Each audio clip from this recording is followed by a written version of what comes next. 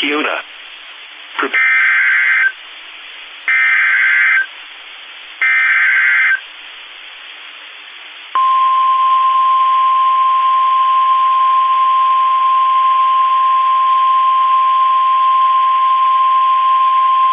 The National Weather Service in Denver, Colorado has issued a severe thunderstorm warning for northeastern Weld County in northeastern Colorado until 5:15 p.m.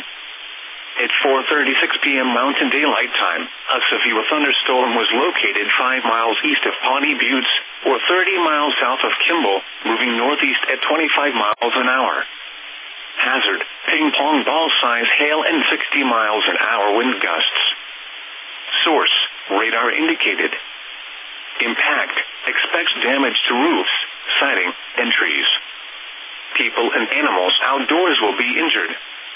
Expect hail damage to roofs, siding, windows, and vehicles. This severe thunderstorm will remain over mainly rural areas of northeastern Weld County. For your protection, move to an interior room on the lowest floor of a building.